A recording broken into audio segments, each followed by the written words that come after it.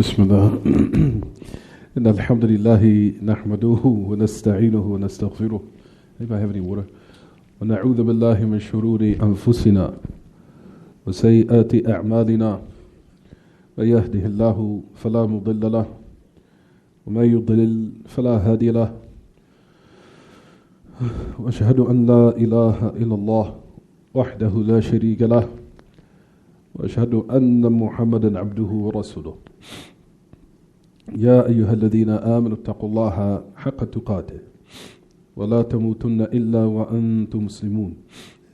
يا أيها الناس اتقوا ربكم الذي خلقكم من نفس واحدة وخلق منها زوجها وبث منهما رجالا كثيرا ونساء واتقوا الله الذي تساءلون به والأرحام إن الله كان عليكم رقيبا.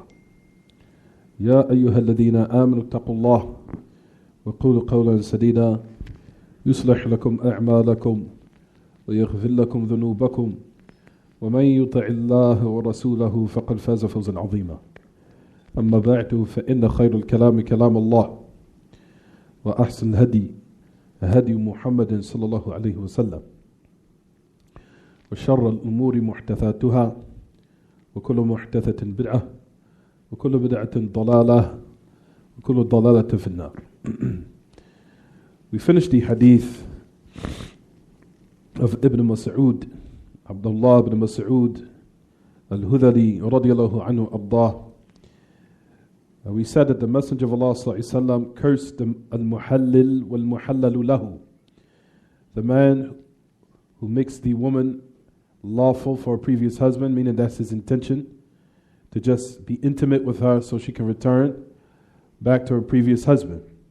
وَالْمُحَلَّلُ لَهُ, al-muhallalu lahu, the man who actually married the woman, the man who actually married the woman to make the woman lawful for the previous husband, and who is being done for, meaning the ex-husband. We said that these ahadith is to prove and show that the one who indulges in these acts are cursed upon the tongue of the Messenger of Allah or upon the dua of the Prophet. And we said that the curse from the Messenger of Allah is like the curse of Allah Ta'ala.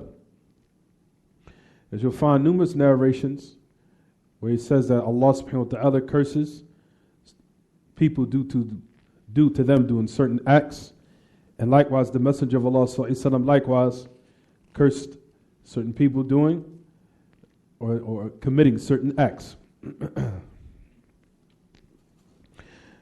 We said that the hadith in regards to the person who makes, or the meaning of the hadith, just to sum up everything from last lesson, we said that the hadith in regards to the man who divorces his wife 3 times, if he divorces her and pronounced talaq, not 3 times simultaneously, 3 times of 3 different lawful legislated ways that he divorced his wife. He divorced her, then he took her back. Then he divorced her, then he took her back again, then he divorced her, then he took her back. Upon the 3rd divorce, like we said, the woman now has become unlawful for him. And we know the ayat where Allah Ta'ala says it's not permissible, she will not, or he will not be permissible for her until she marries someone else other than him. We said that the meaning of that hadith, Allah Ta'ala legislated, or the meaning of the ayah, Allah Ta'ala legislated that it's not permissible for a man to marry that woman who he divorced 3 times until she marries another husband, and that other husband, like we said, has to taste her honey, meaning he will have to be intimate with her. And also likewise we said from the last class that it has to be a marriage that is valid. The marriage that the woman, for her new marriage, meaning after she's been divorced from her previous husband, it has to be a marriage, likewise we mentioned last class, that's valid. Meaning, for example, as the hadith is going to come, inshallah, if you notice in the last part of the last hadith in this chapter, it's also given some extra details if you look in the book. the last hadith in the chapter, in this chapter. We said that the marriage has to be a valid marriage. If, for example, if a woman wants to go back to her previous husband, number one, it has to be what they call nikah al-raghba. It has to be a marriage where she truly was interested in the new husband. And also the new husband cannot have an ulterior motive. The new husband cannot have a what? Ulterior motive. Meaning that his mere intent just to marry her is just to be intimate with her so she could go back to her previous husband. We said that the one whose intention is this, then he's mal'oon, then he's cursed. The act is it's an act that necessitates the curse from Allah Ta'ala, even though the curse was made from the Prophet ﷺ in the Hadeeth, but we said the la'na of the Messenger of Allah is likewise the la'na of Allah Ta'ala. So we said, for example, the nikah that has to be correct. For number one, it has to be nikah al-raghba.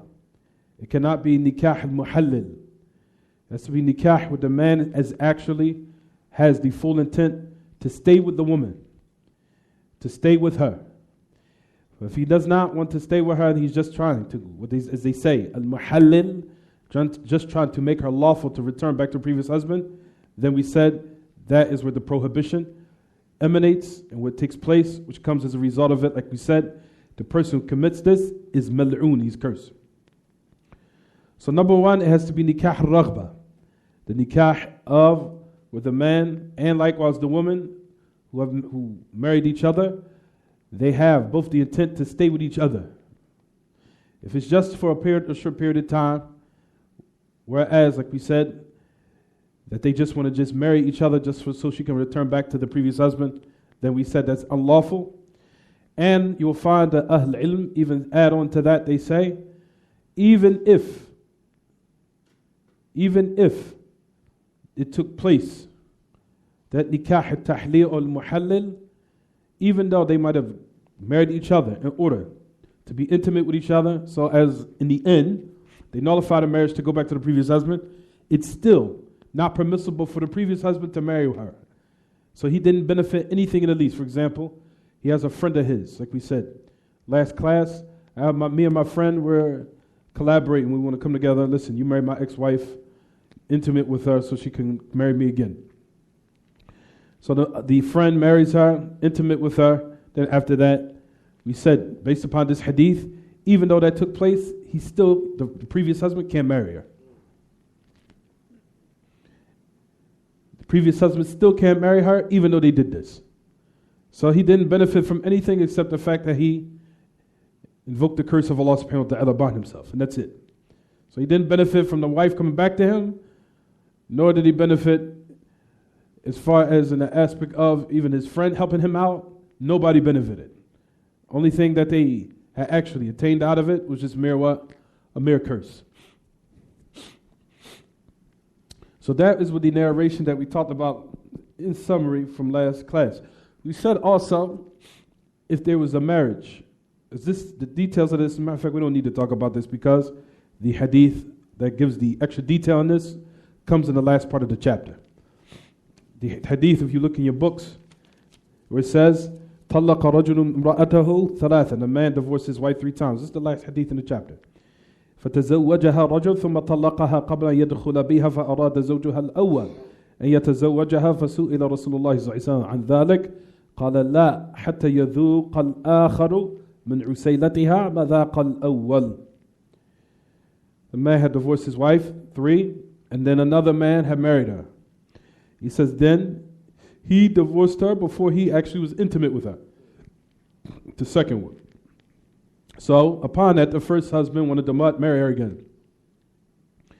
The Prophet ﷺ said when he was asked about that, no, until the other tastes her honey, meaning it was intimate with her, just as the first did likewise. Jayyid. The details of this is going to come in the last part in the chapter, inshallah bi'idhnillah. So that's just one part. For what we talked about, we said is impermissible was the type of marriage which is called nikah al-muhallil wal-muhallalu lahu. The marriage of making one or woman lawful for the previous husband. The man that does it, who's involved just to marry her in order to accomplish or actualize this unlawful act, and the one who he's been done for, meaning the previous husband. Both of them are what? Cursed. If the woman didn't know, as we said last class, if she didn't have knowledge of it, does the la'na fall on her? We say no. If the person has no knowledge of the affair, or this is actually being discussed and being planned to be carried out, if this is the case where none of them, or for example, one of the two, or maybe two of them didn't have no knowledge of it, or one person didn't have any knowledge of it, then the la'na, like we said, does not apply. But however, if they had knowledge of the matter, both of them were coming together in order to be so-called co-conspirators or collaborators in this matter. They came together, they discussed it, they had knowledge of it, then the la'na falls on them. Understand, everyone? But if one was unaware, then the la'na is what? Does not fall. If they was unaware. But however, if they were aware, then the la'na, like we said, or the curse, falls on the person. The next hadith, which is a very, very beneficial hadith. On the authority of Abu Hurairah radiallahu anhu. And we know Abu Hurairah radiallahu anhu's name is Abdur-Rahman ibn Sakhr al-Dawsi. Abdur-Rahman ibn Sakhr al-Dawsi, a lot of different names that they said of his name was Abu Hurairah radiallahu anhu abdah. But that which is al-Qawl Rajih, in which you'll find the majority of al-ilm say that his name was Abdur-Rahman ibn Sakhr, Sa-Kha-Ra, Abdur-Rahman ibn Sakhr al-Dawsi. And he was originally from Yemen, radiallahu anhu abdah, Abu Hurairah. And he's from the Mukthirin. The Mukthirin upon the Prophet ﷺ. When we say Mukthirin, we mean those who had, if not the majority of the narrations upon the Prophet ﷺ, was Abu Hurairah. Abdur-Rahman ibn Sakhr al-Dawsi, radiallahu anhu abdah. He said, قال رسول الله صلى الله عليه وسلم لا ينكح الزاني المجلود إلا مثله. That a lashed fornicator does not marry except someone similar to him. A lashed fornicator does not marry except someone who is similar to him. I think everybody's a little sick, huh? Because of the weather. Huh? Everybody's coming down with something. طيب. As far as Ahl-Ilm in regards to the meaning of the hadith, or the first, number one, we'll talk about what's the meaning of the word la yankih. As we know, some context, the word nikah can mean jima'. It can mean intimacy, or for lack of better words, sex. Intimacy. If we want to be a little bit more mature about it. Nikah, of course, we know in certain contexts it can mean what? Marriage. In certain contexts it can mean intimacy.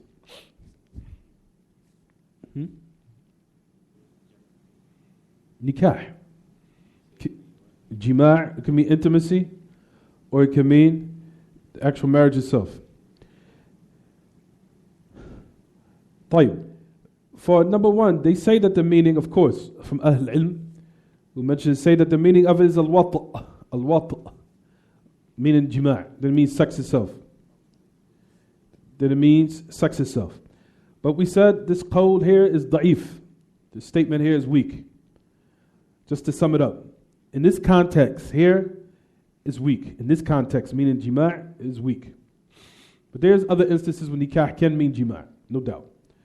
But here we said that the statement or the intent of it being jima' is what? Is weak. However, we'll say that الزاني قد يزني. I'll get back to it. Let's skip this. I'll get to the strongest.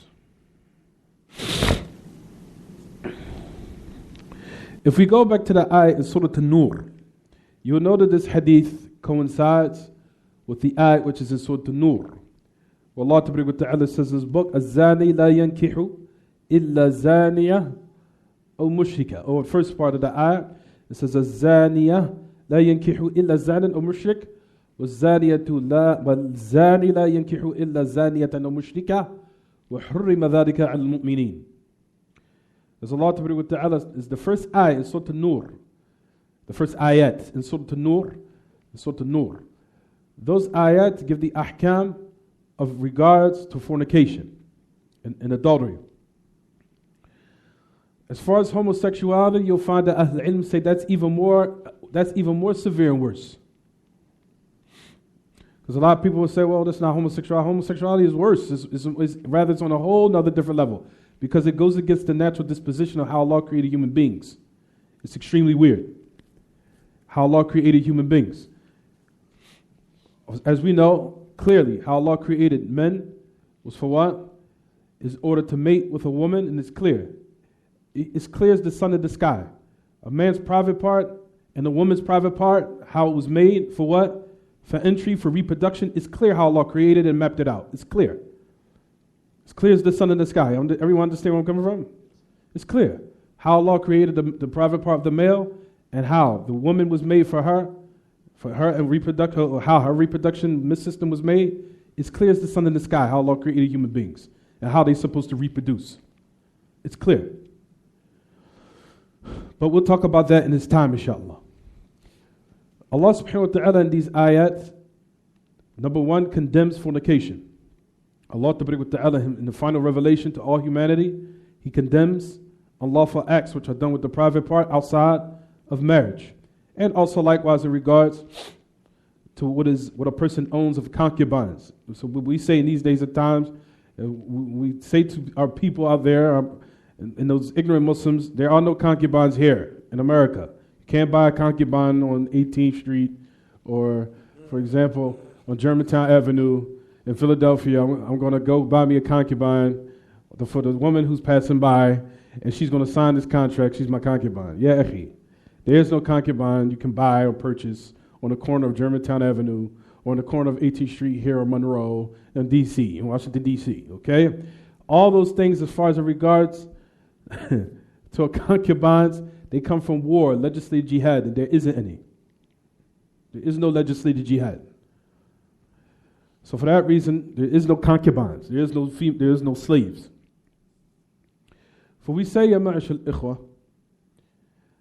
for Allah subhanahu wa ta'ala, in the first ayat in Surah An-Nur, He lays down the ahkam in regards to how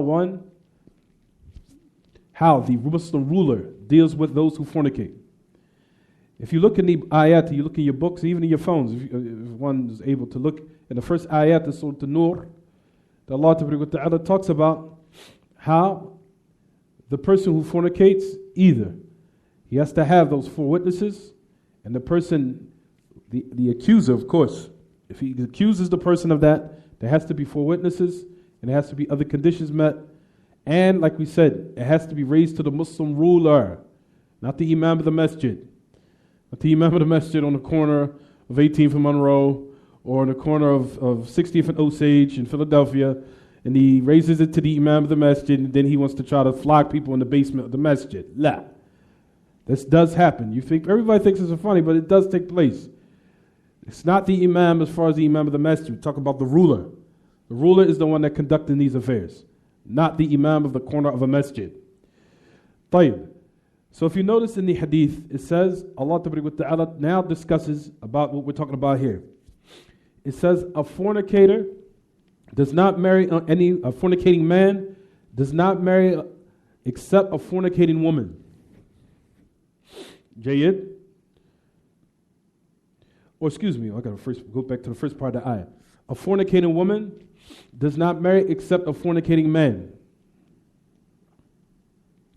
And a fornicating man does not marry except a fornicating woman or a mushrika or a polytheist woman.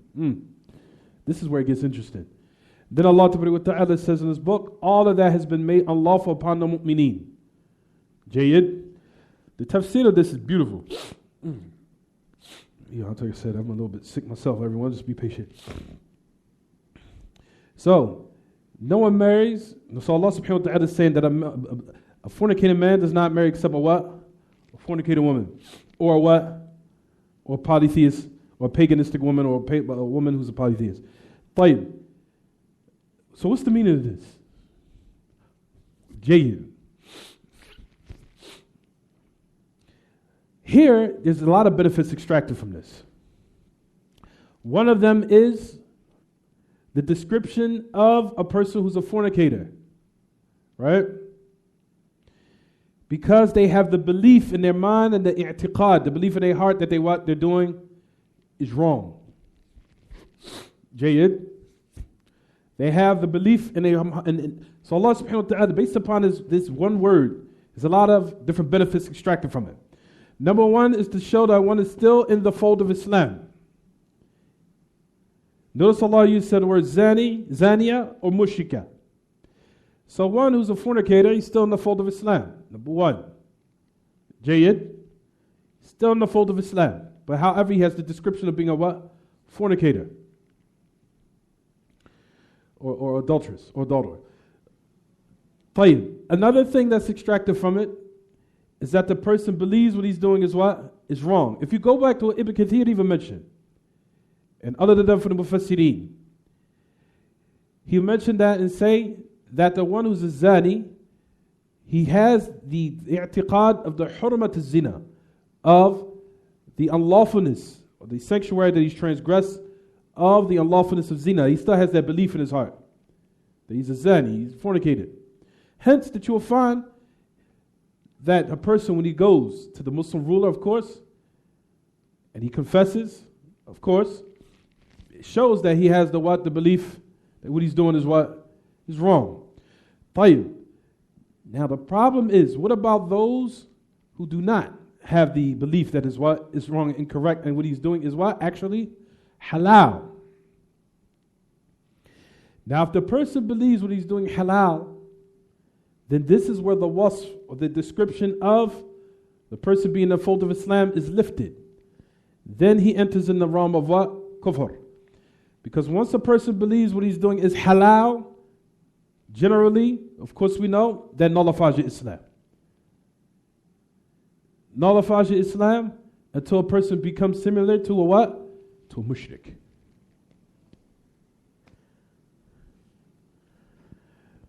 You understand? As we know from Ahl Sunnah, and what we know from our Aqidah, is that a person, even if he did not, for example, he did not drink one drink or sip of khamr in his life at all, but he has the belief that khamr and drinking it is lawful, even though he might not have drunk a sip of khamr in his life, still generally, that is still considered what? Kufr. Still he's still not in the fold of Islam as long as he has the belief. Of course, he has to have the dalil and know the argument is established upon him and all the proofs established. Of course.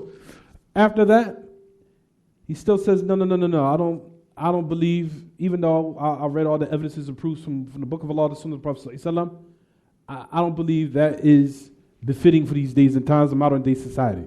We need to have a little fun. We need to enjoy ourselves a little bit, drink some khamr and go along with society, today's society, and just do what everybody else is doing. What's the problem? He says that even though he might not have drunk khamr, a sip of khamr of intoxicants in his life. If he does this, he says this, and he has this i'tiqad, he's what, everyone? Kafir. You understand, everyone? Jayyid? So the ayah is talking about what? Just to sum up everything, it's talking about a person who fornicates, and it's talking about a person who has the i'tiqad, the belief what he's doing is what? Halal. That's the meaning of the tafsir of the ayahs, to sum it up here in this particular context. You understand, everyone? So I'm going to read it quickly. This is what it says. It says, لا يتزوج إلا الزاني ولا يتزوج إلا الزانية أو مشركة كيف ذلك. نقول الزاني, a fornicating man does not marry except a fornicating woman. Listen, I want everybody to listen to this very carefully, especially the sisters, because some of the sisters, I think some of our sisters, either when they listen online, their mind will be wandering or they'll be sidetracked, so they'll listen to one sentence and then they get the misunderstanding of what I'm saying. Hear the whole thing out very carefully. الزاني لا ينكح إلا الزانية إذا كان نكاح الزاني لامرأة عفيفا. Listen to this. He says he does not marry, a fornicating man does not marry except a fornicating woman. Listen to this. If a fornicating man marries a imra'atin afifa, a chaste woman, then that affair is unlawful. This matter is what? unlawful. فهذه المرأة العفيفة إذا تزوجها الزاني فإما أن تكون عالمة بتحريم المستفاد من قوله تعالى وحرم ذلك على المؤمنين ولكنها رفضت التحريم وقالت ليس بحرام ولم ترضى به حكما وحينئذ تكون مشركة. This is what Ibn Uthaymeen even mentions, says in this regard. He says, الزاني, for example, a fornicating man, if he marries a chaste woman, that affair is what? Unlawful. For this chaste woman, if a fornicating man marries her, either she knows, she has knowledge of the impermissibility of it, that's extracted from the statement of Allah subhanahu wa ta'ala in the ayah, Surah An-Nur, all of that has been made unlawful upon the believers. That's what it says in the ayah, Surah An-Nur, right everyone? طيب. He says, وَلَكِنَّهَا, however, she refuses and rejects the tahrim, or the hukm, the rulings of it being unlawful. She rejects it. And she says, for example, it's not haram, and I'm not pleased with this ruling. Here in this instance, she becomes a mushrikah. Here in this instance, she becomes a what? A polytheist, mushrikah. Jayyid. Also, you'll find that Ibn Kathir also mentions in this tafsir of this ayah, he says, number one, the person either doesn't have the belief of what he's doing is wrong, and also likewise similar to the polytheists and the people of the book who do not have the belief that this fair is what? Is sacred, and there's something that's unlawful. For the hukum applies on all of them. You understand? Because they do not have the belief that they're doing this wrong. The majority of them don't, especially in these days of times. Majority of them don't think what they're doing is absolutely what? Wrong. They think it's what? Something acceptable. Modern day society, we got to, live a little. In this instance, like we said, the hukum of them, of ishraq or being the mushrikah, applies on all of them, due to the fact that they do not have the belief of what they're doing is what is incorrect and wrong and unlawful. Is it clear? Like I said, I'm going to do it today myself.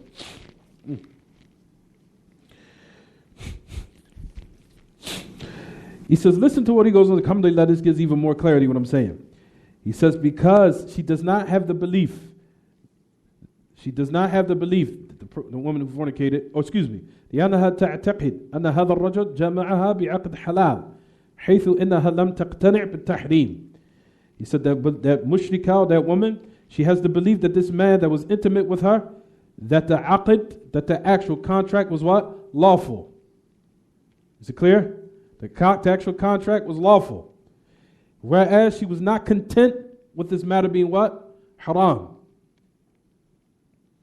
Well, the person who is not content, listen, وَالَّذِي لَا يَقْتَنِعُ بِحُكْمِ اللَّهِ كَافِرٌ مُشْرِكٌ. The person who is not content with the ruling of Allah is a disbeliever, mushrik. He says either because she agreed upon his marriage with him, and وَهِيَ تَعْتَرْفْ أَنَّهُ حَرَامٌ وَلَكِنَّهَا لَا تُبَالِي. He says on the opposite side of the spectrum, now listen, what about the woman who believes تَعْتَرِفْ أَنَّهُ حَرَامٌ ولكنها لا تبالي بالحرام فتعتقد أنه جمعها جماعا محرما بغير عقد صحيح وحينئذ تكون زانية. This is exactly what I just mentioned, I just said. He says now either she will agree upon marriage of him with this person. She will agree. However, she acknowledges that it's haram. She has the belief, the i'tiqad that is what? تعتقد أنه حرام. However, she doesn't really, she has the belief that it's haram, but it's not too badly. She doesn't really mind. But this matter is what? Lawful. So she has the belief that when he is intimate with her, it is a belief or a type of intimacy that is unlawful. Without it being a what? A marriage contract. Just listen. So in this instance, is she a mushrikah? She's a ahsant. That's all I wanted you to understand. So in this instance, she's just a what? She's a sinner, fornicator. I can't. If he's sitting here, I would laugh. But it's okay if you cough loud. Just it's funny. But anyway, so the person who does not have a marriage contract, here in this instance, they what? They're considered sinner, zani. So that's the meaning of the ayah. You understand? So Allah Ta'ala, from the benefits extracting the ayah, Surah An-Nur, is to show how the hukm of Allah Ta'ala is obligatory for one to be content with it in all aspects. And if he's not content with it, and he tries to say, for example, listen, Akhi, we have to listen to music these days at times. That's what everybody does.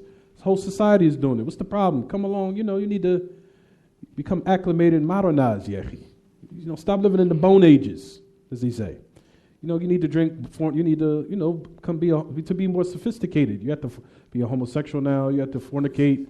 You have to listen to music and wiggle your body, and you have to participate in eating all these matters. You have to be modernized, Yakhi. You got to come up in the society, today's times. For that instance, for a person that says this, even though he knows the proofs and the evidences for this, and the proof has been established upon him, and the proofs and the evidences have been made clear, then that person, like we said in this instance, is what? Left the fold of Islam, kafir. Even though he might not have committed none of these acts, might not have fornicated in his life, might not have drank a sip of intoxicants in his life, he might not have even, like we said, even fornicated in his life. But if he has the i'tiqad in his heart that these things are lawful, then like we said, what everyone? Kafir. Now, so he says, وحمل الآية على هذا المعنى لا يحتاج إلى تكلف ولا يحتاج إلى تأويل مستقرة واضح جدا. He said, MashaAllah, he said it's clear. Now, he says, إذا تزوج الزان بعفيفة. Listen to this clearly, everyone. If a fornicating man marries a chaste woman, either she is what? Pleased with the ruling of Allah, but she's pleased with the ruling of Allah and has the i'tiqad, this belief, or that this matter is unlawful, then like we said, she's a fornicator, she's a sinner. لأنها تعتقد أن هذا النكاح غير صحيح. She has a belief in the i'tiqad, the belief in the conviction that this marriage is invalid, and that's also unlawful. And also the man being intimate with her is not a nikah, that's also considered. وهذا هو الزنا. Now if she rejects the hukm like Ibn Uthaymeen mentioned, it says to gather up, then he says from here in this instance she becomes a mushrikah. Because she rejected the ruling of Allah and she actually chose a ruling which she made, and subhanAllah, you missed out on a lot of stuff, that she made it pleased for the ruling of her for herself, for her own desires, or satisfying her own desires. So in this instance, listen to what Ibn Uthaymeen says. He said, فَجَعَلَتْ نَفْسَهَا شَرِيكَةً مَعَ اللَّهِ فِي الْحُكْمِ وَالتَّشْرِيعِ وَهَذَا الَّذِي ذَهَبَ إِلَيْهِ مِنْ الْقَيِّمِ. Listen to what he says. So she made herself a partner with Allah Ta'ala in the ruling and the legislation. By her what? Believing that what she was doing is what? Halal. And we said if it's haram, then she's a what? Just a mere what? She believes it's halal, then she's a what? She believes it's halal, then she's a what? طيب. This right here is what Ibn al-Qayyim had mentioned. Ibn al-Qayyim mentioned this in إعلام الموقعين عن رب العالمين. Ibn al-Qayyim mentioned this in his tremendous book called إعلام الموقعين عن رب العالمين. إعلام الموقعين. إعلام الموقعين, just the book itself is very scary. The title brings, for those who understood the title, just to let you know how deep Ibn al-Qayyim was. إعلام الموقعين عن رب العالمين. Those who are the signature writers for Allah subhanahu wa ta'ala. What does he mean by that? When you give fatwa and when you talk about the religion of Allah, it's as if you're signing for Allah subhanahu wa ta'ala. So that's the title of the book. إعلام الموقعين عن رب العالمين. You understand? The post ones who sign the signatures for Rabbul Alameen. So those who sign the signatures are the person who talk about the religion of Allah and talk about what? Talk about the fatwa and all those other things. That's the reason why it's very dangerous. This, like we said, the seat that I'm sitting in is called the hot seat, if you do not know what you're doing. طيب. So this is just to sum up from the benefits of this hadith, of this ayah, Surah An-Nur. Tremendous benefits, isn't it? Tremendous benefits from these benefits from Surah An-Nur is very beneficial. So now he goes on to say, now we get back to the situation at hand. لا ينكح الزاني. So now what's the meaning of the hadith here? Now let's go back to the hadith. لا ينكح الزاني المجلود إلا مثله. That a zani that's been lashed, a fornicator has been lashed, does not marry one except one similar to him. Is the meaning of the hadith based upon what we might think? It isn't. A lot of people probably thinking, subhanAllah. So that means that a man who's been lashed can never marry a what? A chaste woman ever. That's what will come to our minds. Right or wrong? A man who's a fornicator and has been lashed does not marry except someone similar to him. So based upon what we will understand from the hadith, what a man that fornicator has been lashed, can only marry a fornicator woman that's been what? Lashed. Right or wrong? Based upon what you hear from this hadith, a fornicating lashed man does not marry except what? Someone similar to him. What do you understand from that? Exactly. Somebody's been lashed just like him. Right, everyone? So now we have to explain the hadith. And this is the reason why it's important to what? Attain ilm, proper ilm, to understand these narrations properly. Hence, you will read this, you'll be like, oh, khalas. You will never be able to get married again, ever. You understand? طيب. You'll never be able to marry a woman who's chaste. Find somebody who's a fornicator, somebody who's selling marry her. La. Now that's listen. As for the situation at hand, the meaning of the hadith here, the meaning of it is for a man that if he fell into fornication, he did not make tawbah. He did not make tawbah. Then it's unlawful for him to marry what? A chaste woman. And likewise, vice versa, similar. For a fornicating woman, did not make tawbah. It's not permissible for her to marry what? A chaste man. That's the meaning of the hadith, just to sum up everything before I get into the details. So once you have the khulasa, I'm giving you guys everything summarized, then the rest of the details will be clear. So everybody have that, I gave you guys the khulasa. Khulasatul mas'ala hu hadha. That what I'm just mentioned. To summarize everything is what? That a fornicating man that never made tawbah can't marry a what? A chaste man, a chaste woman. And likewise, a fornicating woman who never made tawbah cannot marry a what? A chaste man. طيب. Now we got the question. A person now probably came in their minds. What about a person who became married? Both of them were chaste. And throughout, in the marriage, one of them fell into fornicator or adultery. Does it nullify the marriage or not? Good question. Ooh, yes. You understand? You understand the question? Does that now nullify the marriage or not? We will get into that. I'm not giving you the answer yet. Jayid, I'll let you guys figure it out. Let your brain work. No, you have the answer, but I'm not letting you give it to me yet. طيب. You understand, everyone? You understand what I'm getting at? طيب. Jayid. So, I gave everyone the khulasa. So now we just built upon that, all the other details that comes along with this hadith. So, what is it, everyone? What's the meaning of the hadith? أسد بن موسى أسد بن فرات صاحب السنة.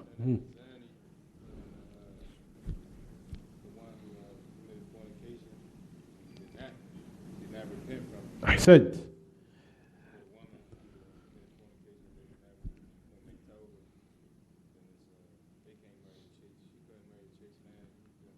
Ahsant. So now if you have that, now we can build and give the rest of the details. Once I give this, now everything will fall in its place. Like, so listen, what's Uthaymin goes on to say, rahimahullah. He says, al-majlud fi zina, wa innama qala al-majlud min ajli tahaqquq az-zina. The love of the word in here in the hadith, when the Prophet ﷺ said majlood, the one who's been lashed, he said the meaning of it here is just merely to show that zina had actually emanated from them. It was just to give what? To show more emphasis that they definitely fell into what? Fornication. And also likewise, it's been established that they had actually what? Fornicated. That's the meaning of it, majlood. So the meaning is that the actual zina actually was actualized, and it actually took place until it was also been established that the zina had happened. So that's the reason, meaning of the word, majlood. Majlood, of course we know, means whipped. Whipped. Majlood. You understand what I'm saying?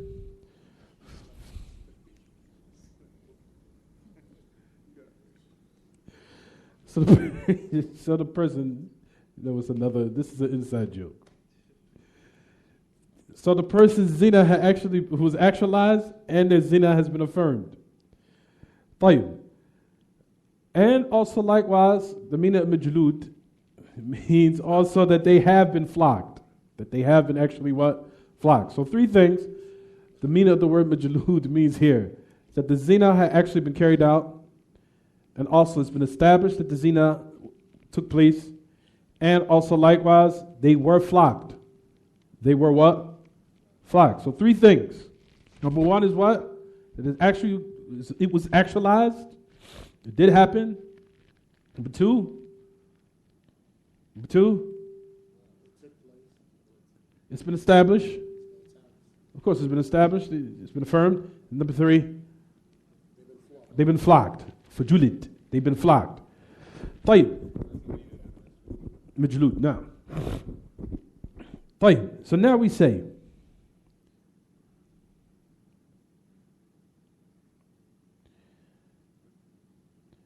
upon the meaning of this, a zani does not marry anyone that is what?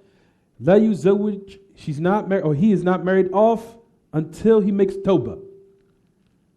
La yuzawwaj hatta yatub. He's not married off until he makes tawbah.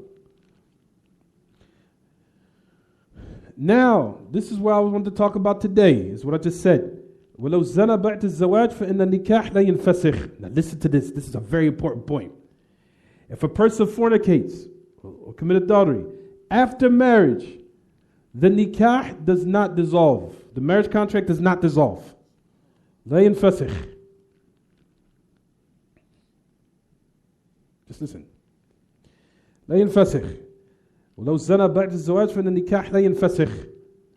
The marriage contract does not dissolve. Listen. والزاني لا ينكح إلا زانى أو مشرك.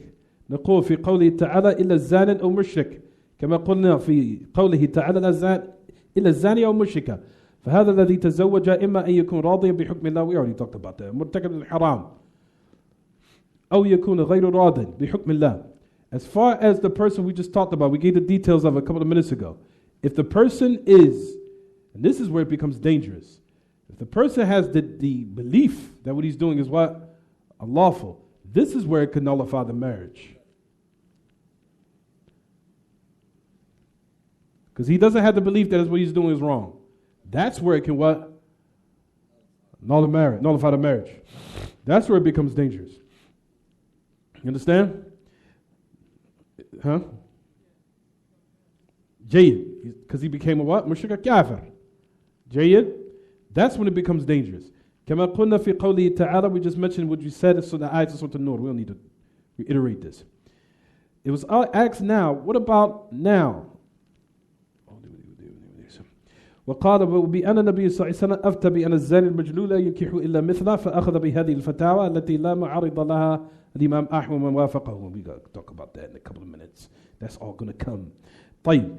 So as far as the person who's a mushrik, فلو تزوج بزانية قبل أن تتوب فالنكاح باطل. He said as far as the person, let me read all this together so it can be clear to everyone. So a man who's not married off, a man is not married or a woman is not married off until both of them are, of course, they make tawbah.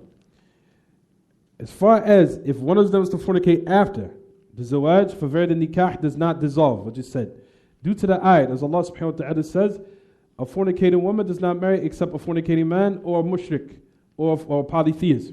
He said, نَقُولْ فِي قَوْلِهِ تَعَالَى, when Allah subhanahu wa ta'ala says except, or fornicating woman does not marry except a fornicating man or a mushrik. كما قلنا في قوله تعالى, the same thing. فهذا الذي تزوجها إما أن يكون راضيا بحكم الله. For the person who married, of course we just said, and the details have already just passed.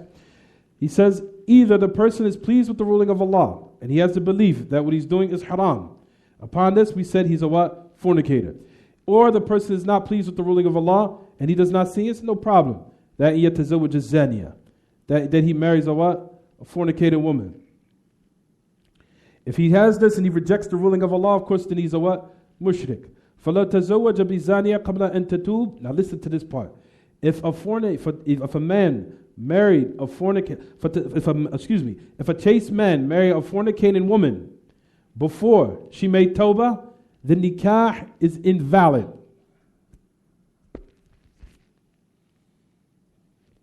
The nikah is batil. Jayid?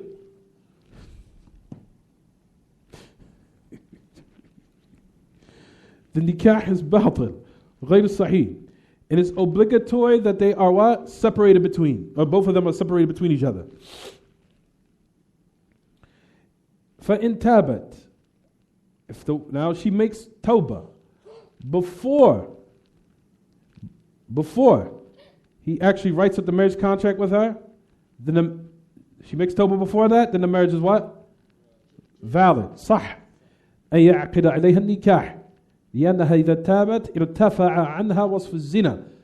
Because if she makes tawbah, then the description of fornication is now been raised off of her. Now she's been made what? She's considered chaste. جيد. لأن العقد تتجدد. لأن العفة, because chastity, it can be renewed. تتجدد. It can be renewed. Chastity. Of course, if a person is sincere in their tawbah. أما الزنا كما أن الزنا, as for likewise, he says, fornication can also likewise what? Can be renewed. He says, لكن ما علامة توبتها. He said, however, what is the sign that they repented? What's the sign? نعلم أنها تابت بمن يتصل بها من النساء. Just to give some suggestions, even Ibn Uthaymeen gives some great suggestions where he says, now we'll know that she made tawbah. He says either. He says someone would call from who is in charge of her affairs, or someone will try to connect or call from the women who are likewise upright women in the communities, or upright women who are in the gatherings. They see. تأتي أهل العلم وتسألهم. Well, for example, she comes and she's involved with groups where people are righteous. She's hanging around righteous people. And also, people who are in charge of affairs know this and they investigate. And they see what is going on with her state. Has it progressed to the end of it? He says, Al-Muhim. He says, Anna Tawbah laha alamat. He says, at the end of the day. So what's important to know is that Tawbah, it does have what? It does have signs.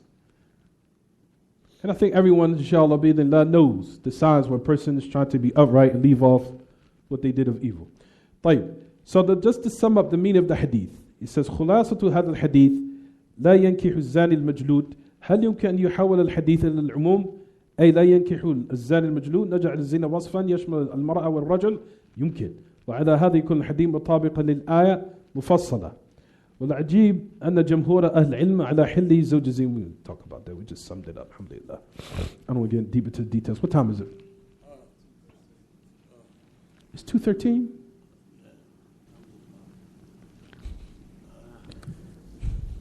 This is too much.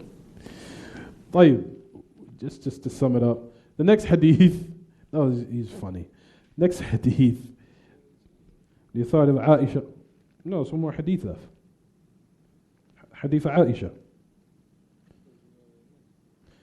I mentioned it, but I didn't. No, that's hadith. وعن عائشة رضي الله عنها قالت طلق رجل امرأته ثلاثا فتزوجها رجل ثم طلقها قبل أن يدخل بها فأراد زوجها الأول أن يتزوجها فسئل رسول الله صلى الله عليه وسلم عن ذلك قال لا حتى يذوق الآخر إيش من عسيلتها كما ذاق الأول. We thought Aisha, our mother, أمهات المؤمنين, our mother Aisha رضي الله عنها, من أمهات المؤمنين عائشة رضي الله عنها, طلق رجل امرأته ثلاثا. A man divorced his wife 3 times. We said 3 times, ya ma'ash al-ikhwa, means 3 different, not just 3 times in one sitting simultaneously. A lot of people might think that. The man just said it 3 times in one word. Even though that in itself is what? Unlawful. A person is not supposed to say that. You even find that a man did do this during the time of al-Khattab radiyallahu anhu, and he hit him. Now, the man that did this, there was a narration where a man pronounced talaq with his wife 3 times in one word. He said, "You're divorced." He said, "She's divorced 3 times. She's divorced, she's divorced, she's divorced." 3 times he said it. You understand?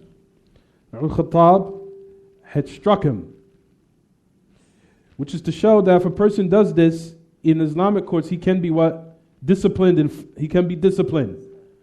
He can be flogged too. Ahsant. He could be flogged if he was in Islamic State, to teach him a lesson. And then in the same narration, to teach him a lesson. He said in the same narration, he says, "Now your wife is unlawful for you." One narration. He hit him and said, "Now your wife is unlawful for you." Understand? Jayyid? We'll talk about that. That will come, inshallah. But all these different things to rush and hasten towards always something. Men these days at times, like we said, brothers need to deal with their families. No doubt. There is some khuluq. It's a shame, but in the society that we've been raised in, it's sad. But a lot of us in our communities, we don't leave off dealing with certain situations dramatically. You know, we live and grown up in a society where situations are always dealt with being extra. We always have to holler, we got to scream, we got to resort to emotions, we got to resort to raising our voices, using obscene language. That's what we're used to. We're not used to handling situations, talking calmly, maturely, acting like adults, having integrity, and trying to get to the bottom of the situation so we can prolong and have longevity in our marriages. First thing we result to is, number 1, would be egotistical, and we're ready to what? Men, especially us, we're ready to exercise our authority. Khalas, you're done. Get out my house. You're divorced. You're divorced. Get out of here. We always want to be egotistical. Get out of here. And likewise, the woman always wants to resort to using curse words, demeaning the man, degrading him. Good in, you stupid, dumb, to the end of it. Never can just handle it maturely. And then shaitan escalates our tempers to the point, like we said, we start to now, we say things that you'll regret in the end. Then, as this has happened to me with a lot of cases with marriages, both of them will come back, "I miss my husband. I miss him so much." Yeah, why? So what was you cursing and screaming and using for what?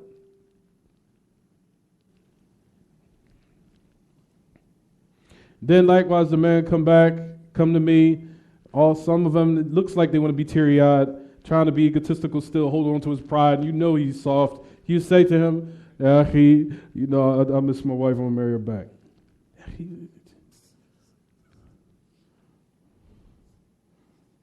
I want to marry her back, I still love her.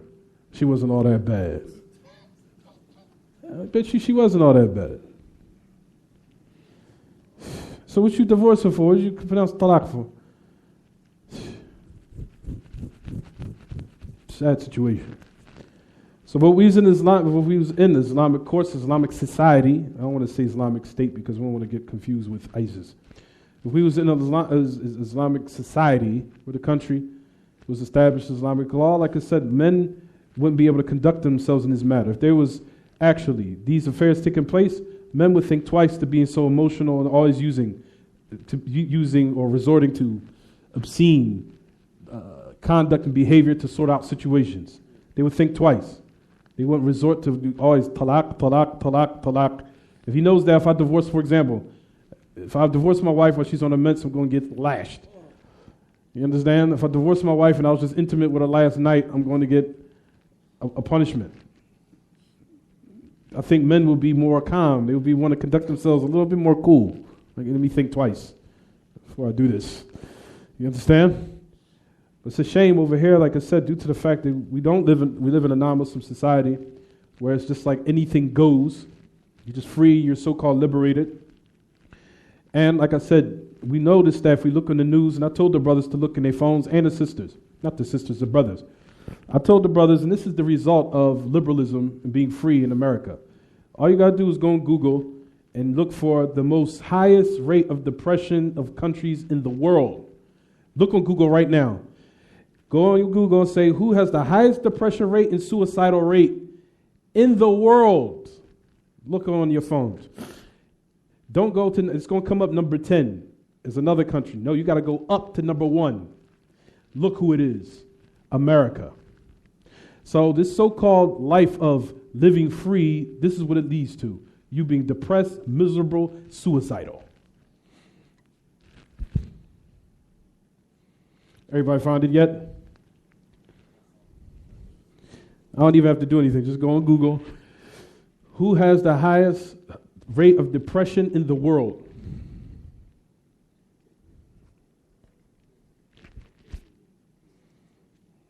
You guys found it yet? I'm sorry, the sisters online too. Look on your phones, look for it. So just to let you know that this so-called country you live in, you think this society that you glorify, or we glorify, some of us glorify, this is what it leads you down to. Miserable, depression, sadness, suicidal. You found it? Anybody found it yet? Oh, you wasn't looking? I thought you was looking. You found it? No, what does it say? USA, number 1, most depressed country in the world. He just found it on his phone.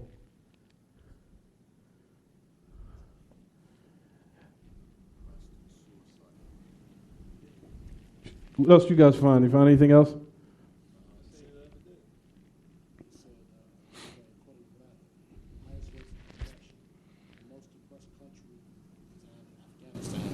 We go up. Number 1. Number 10, scroll up.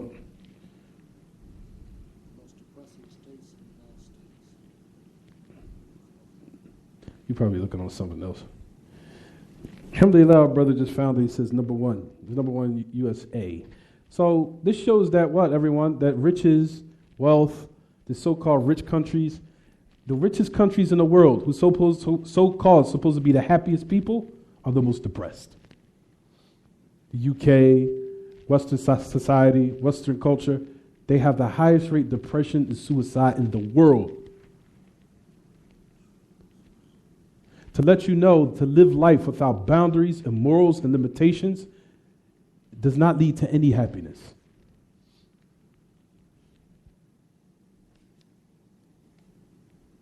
You understand, everyone? You see it? You see it with your own eyes? This is what the kuffar say with their own studies. Oh. Funny. But anyway, we'll stop here. We'll explain next hadith next week, inshallah. But that hadith, that one hadith is one love. Jazakallah khair. We'll stop here. هذا وصلى الله وسلم وبارك على نبينا محمد وعلى آله وصحبه وسلم. سبحانك اللهم وبحمدك أشهد أن لا إله إلا أنت أستغفرك وأتوب إليك. It's almost time for Asr already. Sheesh.